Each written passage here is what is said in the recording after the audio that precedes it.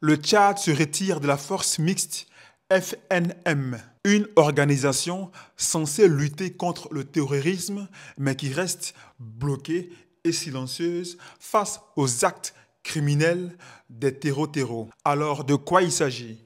Abonne-toi, commente et active la cloche de notification pour suivre l'actualité AES et en apprendre davantage sur le quotidien des Africains. Le Tchad décide de se retirer de la force nationale mixte, en abrégé FNM. Cette force a été créée pour lutter contre le terrorisme. Mais le Tchad se rend bien compte que depuis qu'elle a été attaquée, déjà depuis un certain temps, cette force-là ne fait rien, ne dit rien face aux crimes perpétrés par les terreaux de Boko Haram. Alors, le président Déby s'est dit, mais à quoi bon être encore dans cette force-là si au final, ça ne sert à rien? Dans cette force, il y a le Cameroun, le Niger, le Nigeria et le Bénin. Voyons maintenant quels sont les pays qui font partie de cette force. Nous allons enlever le Cameroun, parce que nous savons tous que le Cameroun fait partie des pays qui luttent sérieusement contre le terrorisme sur leur territoire, mais aussi en dehors. On a vu plusieurs fois le Tchad et le Cameroun être ensemble pour lutter contre le terrorisme, par exemple au Nigeria. Nous allons écarter aussi le Niger parce que depuis l'arrivée du président Tiani, le Niger a suspendu sa participation à cette force mixte. Il nous reste donc deux pays, le Bénin et le Nigeria.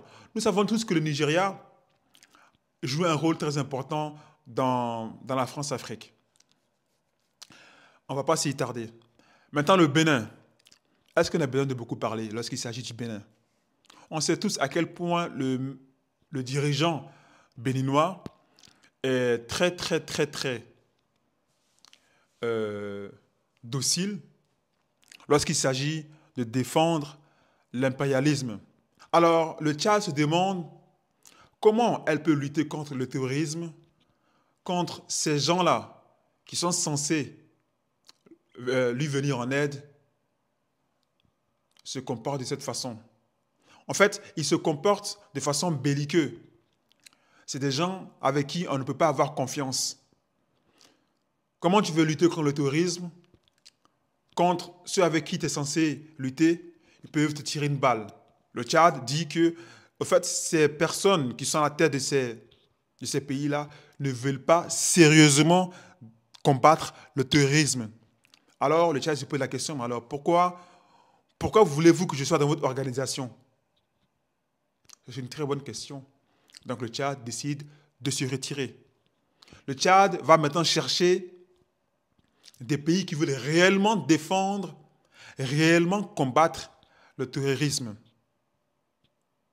Oui, c'est ce que le Tchad doit faire parce que Boko Haram, ce n'est pas une organisation nationale. Enfin, ce que je veux dire par là, ce n'est pas une organisation créée pour combattre un pays. Boko Haram n'a pas été créé pour combattre le Tchad ou le Cameroun ou le Niger. Non.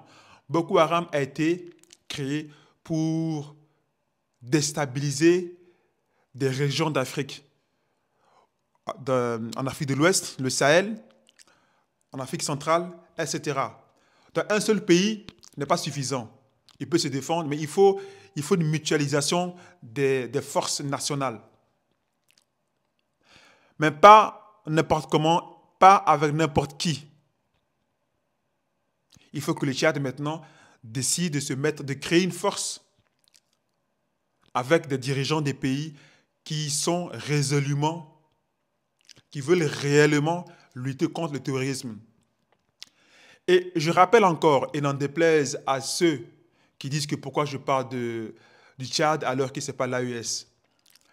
Lorsque le Tchad a été victime des terreaux, je rappelle que le Mali a fait une publication, a fait un communiqué pour dire qu'elle était prête à combattre le terrorisme sur toutes les formes, aux côtés du Tchad. voici un pays qui veut réellement combattre le terrorisme. Non seulement il le dit, mais il le fait sur son territoire.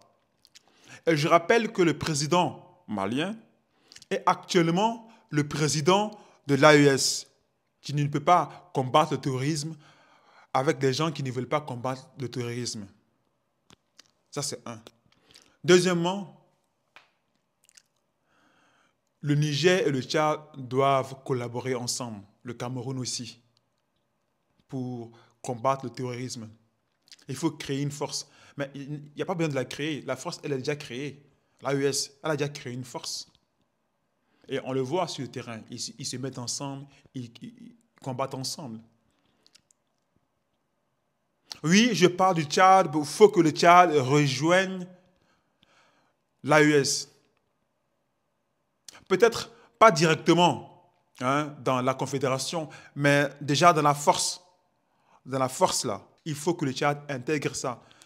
Parce qu'on a vu que le Togo aussi, lorsqu'ils ont fait un exercice d'entraînement, le Togo est parti intégrer cette force de l'AES afin de participer à l'exercice d'entraînement.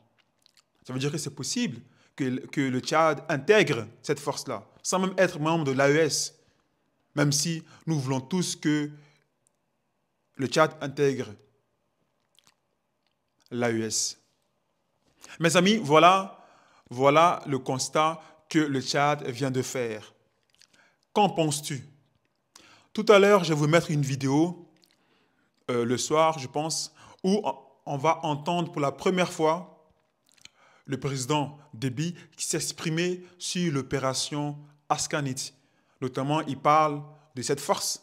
Il parle aussi de pourquoi est-ce qu'il est sur le terrain et il parle aussi de l'armée tchadienne. Il parle aussi de la population, du peuple tchadien. C'est une interview qui est très intéressante. Je vais vous la passer. Il faut que tout le monde puisse écouter ce que le président Déby a à dire. Que penses-tu de cette nouvelle? Abonne-toi, commente et active la cloche de notification pour suivre l'actualité AES.